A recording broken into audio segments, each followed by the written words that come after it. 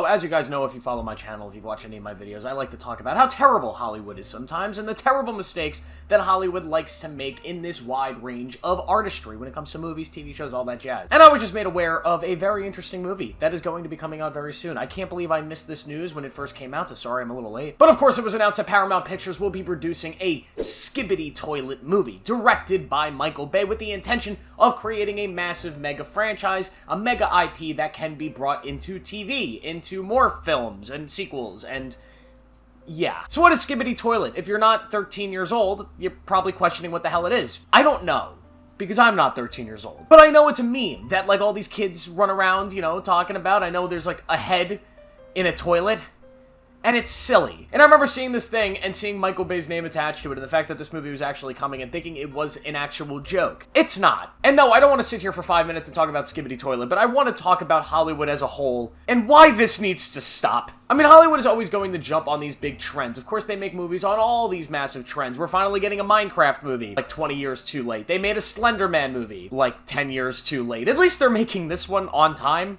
Watch, it'll come out like 8 years from now. But they love to jump on these big internet trends and make movies. The difference between these and Skibidi Toilet is that Skibidi Toilet is Skibidi Toilet. Michael Bay is Michael Bay. At least Slender Man has a movie built into it. It's a horror story. At least Minecraft, that could be a cool, interesting, you know, visual movie, and we'll see how that turns out next year. If they eventually make a Fortnite movie or like something like that, of course it can be adapted. And maybe even Skibidi Toilet can be too, but why? There are so many great stories out there, so many great artists, so many great filmmakers that have these original, amazing cinematic things and cinematic stories to be told on the big screen that continue to get rejected by these big studios. Meanwhile, these big studios that are only out there to make money and get a quick buck are making shit like this. And I think that's why the industry of Hollywood, sometimes you could look at it and say, yes, it's in a very bad place right now. Because instead of trying to tell stories and create great stories, they are instead trying to build amazingly wealthy and prosperous IPs. IPs that they can milk and milk and milk and milk and milk until they are completely dead. And even when they're dead, they will go to the dead carcass and try to milk it a little bit more. I'm looking at you, Star Wars. So it really makes me sad when I see, like, news reports that guys like Martin Scorsese and Damien Chazelle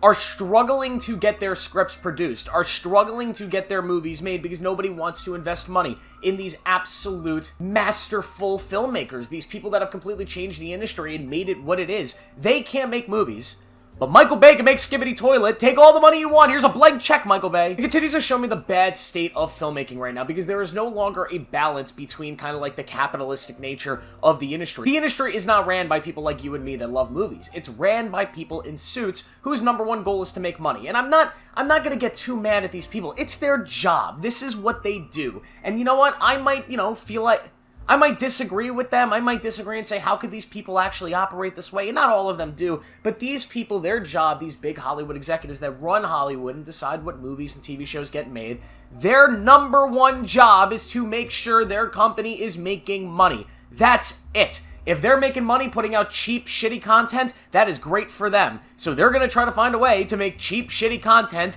that makes a lot of money. And that is kind of what's wrong. There is not a balance currently in Hollywood between art and capitalism. You need that balance to have a fruitful industry. You need a balance between people that say, hey, we want to make money, but we also want to make good shit and create art that people are going to be entertained with. Because that is something that is possible. You can make really good, creative, risky movies and make money. It's possible. I'm telling you, it's happened before. Look at Avatar. You're telling me, like, Avatar is maybe the most risky movie in the history of Hollywood, the most risky movie ever made, ever, and it is the highest grossing film in the history of films. The second one, the third highest grossing film in the history of films. I know everybody's like James Cameron, big budget, all this stuff. It's not Marvel, it's not Star Wars, and they made all that money. So yes, you can make innovative, interesting stuff and make a ton of money. And I'm not saying every movie's gonna be Avatar. Obviously it's not, but these studios are so afraid to lose money on interesting new takes that they just keep going back to these spoiled IPs that have been done to death and shit like this. Skibidi Toilet.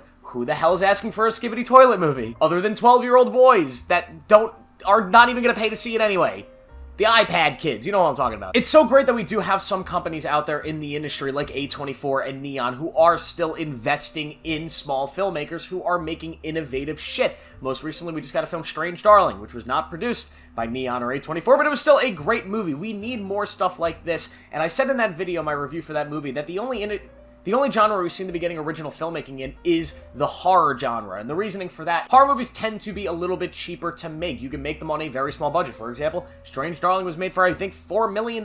Very, very, very small budget, but those movies, because of the nature of being horror films, usually are safe bets to do well at the box office. Even the worst horror movies usually do quite okay at the box office, because most people, when they go to the movies, you know, with a girlfriend, a group of friends, they might not know what movie they're seeing, but they're like, hey, that's a scary movie. Let's go see a scary movie. So that's why those films tend to be made more, and you get more creative filmmaking and stuff, and that's great. But I wish we can get more creative filmmaking in all genres. Like, wouldn't it be great if we had new, exciting filmmakers making biopics, historical biopics, like Oppenheimer, the way Nolan was able to do it? Wouldn't it be great if we got big action movies like that, like we used to get in the 90s, the early 2000s, those epic action films? We just got a big disaster movie in Twisters. Wouldn't it be great if we got more stuff like that from original filmmakers with original takes? Hollywood needs to start investing in that. Will they?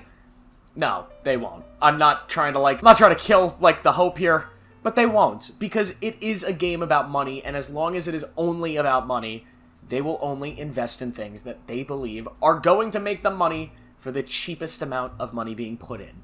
And that's sad. But hey, maybe the Skibidi Toilet movie will be great. Let's give Michael Bay the benefit of the doubt. Who knows? Thank you for watching. Make sure to like this video, subscribe for more. I'll see you in the next one.